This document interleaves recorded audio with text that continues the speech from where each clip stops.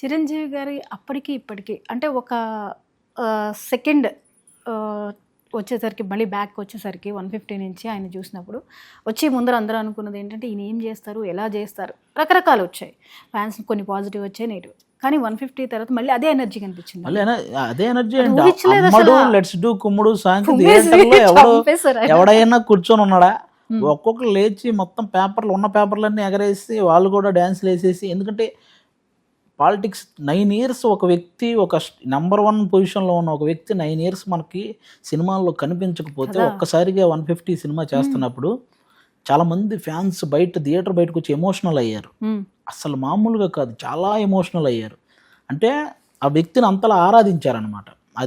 అది ఒక్క చిరంజీవి గారికే సాధ్యం అలాంటి ఫ్యాన్స్ ఉండడం కూడా.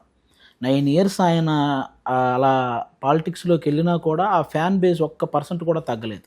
అప్పటికి ఇప్పటికీ అంటే ఈ మార్పు ఒక గ్యాప్ వచ్చిన తర్వాత ఆయనలో మీరు ఏమైనా చేంజ్ చూసారా? నటుడిగా ఏమైనా చేంజ్ కనిపించిందా? అలానే ఉన్నట్టు అనిపించింది? ఎట్లా అనిపించింది? నటుడిగా ఆయనలో ఎప్పుడు ఏ చేంజ్ రాదండి. నటుడిగా ఆయన్ని మించి ఎవరో చేయలేరు. అసలు ఈవెన్ ఆ తర్వాత వచ్చిన తర్వాత కూడా రైతుల గురించి చేసే ఎమోషనల్ సీన్ ఒకటి ఉంటుంది. మరి అంత గ్యాప్ వచ్చినా కూడా ఆ ఎమోషన్ వర్కౌట్ చేయడం అంటే అది మామూలు విషయం కాదు. ఆయన డ్యూయల్ చేసుకొచ్చారు, అందులో ఊహించలేదు. 2 రకాల వేరియేషన్స్లో ఒక పక్కన మాస్ క్లాస్ 2 ఒకేసారి ఆయన చూపించారు. అన్ని రకాలు చూసేసారండి ఆయన. ఒక పాలిటిక్స్ అయితేనేమి, సినిమా అయితేనేమి, ఒక మనిషిని చూడగానే వాడు ఎలాంటి వాడో చెప్పగలడు.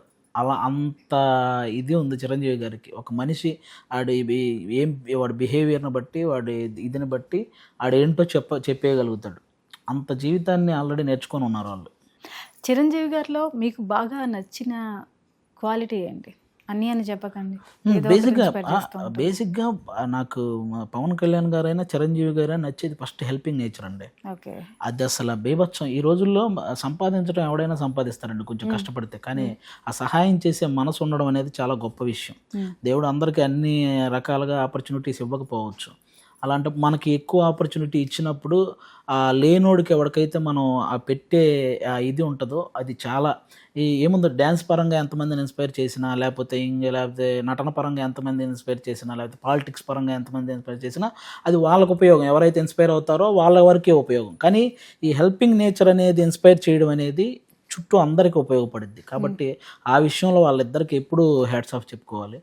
ఇక అలాగే బ్లడ్ బ్యాంక్, ఐ బ్యాంక్ ఆయన ఏ ముహూర్తాన్ని స్టార్ట్ చేశారో తెలియదు, కానీ అది ఈ రోజుకి ఎంతో మంది ప్రాణాలను నిలబెడతాం. అవును.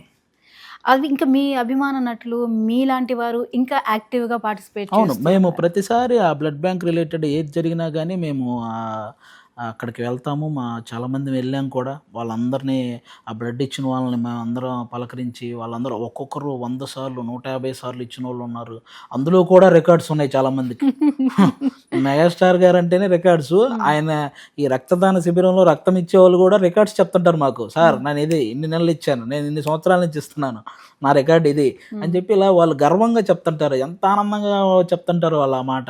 అది చాలా హ్యాపీ అనిపిస్తుంది. అంటే ఆయన వల్ల అన్ని రకాలుగా ఆయన ద్వారా ఇన్స్పైర్ అయిన వాళ్ళు అందరూ ఈ సేవా పరంగా కానీ, సినిమా పరంగా కానీ, ఏదైనా కానీ ఆయన ద్వారా ఇన్స్పైర్ అయ్యి అవన్నీ చాలామందికి ఉపయోగపడుతుంది. అది మెయిన్ మంచి విషయం. అది మరి చిరంజీవి గారికి మీరు ఎప్పుడైనా స్క్రిప్ట్ని అందించే ఛాన్స్ కానీ అలాంటి ప్రయత్నం కానీ ఏమైనా జరిగిందా?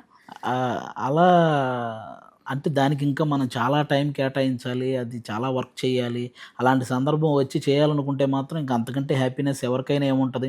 ఇప్పుడు అనిల్ రావిపూడి గారు వరుసగా 8 బ్లాక్ బస్టర్ సినిమాలు తీసిన అతను చిరంజీవి గారితో చేయడానికి ఎంత ఎగ్జైటింగ్గా ఉన్నారో మీరు ఆలోచించు. అంటే ఆయన నా డ్రీమ్ ప్రాజెక్ట్ అన్నట్టు చేస్తున్నారు ఈరోజు.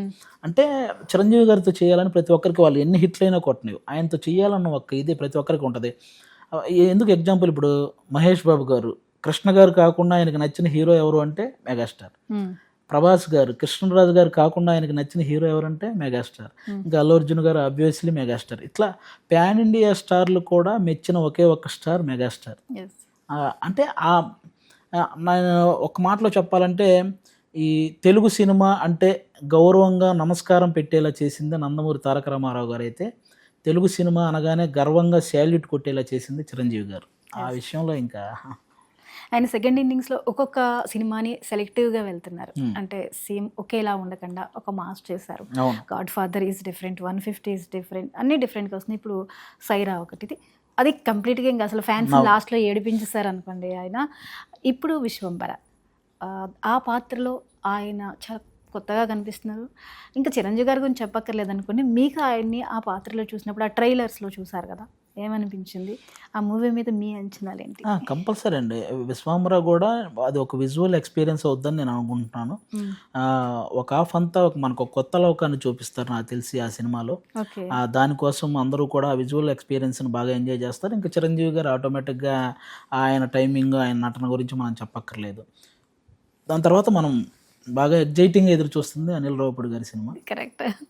ఎందుకంటే ఎందుకంటే మనం ఆ పాత ఆ జై చిరంజీవ, అన్నయ్య చూడాలని ఉంది.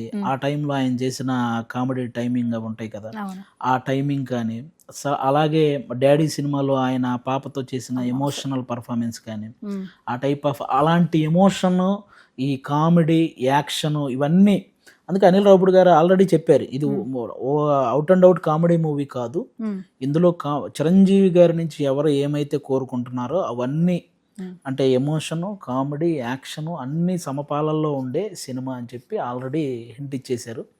కాబట్టి సంక్రాంతి కోసం చాలా ఎగ్జైట్మెంట్ ఉంది. అనిల్ రావిపూడి గారు ఇప్పుడు దాకా ఇందాక మీరు అన్నట్టు బ్లాక్ బాస్టర్లు ఇచ్చారు. బట్ చిరంజీవి గారితో ఈయన ఎలా తీస్తారు, వీళ్ళిద్దరు కాంబో ఎలా ఉండబోతోంది? షూర్ షాట్ హిట్ అండి, అందులో డౌటే లేదు.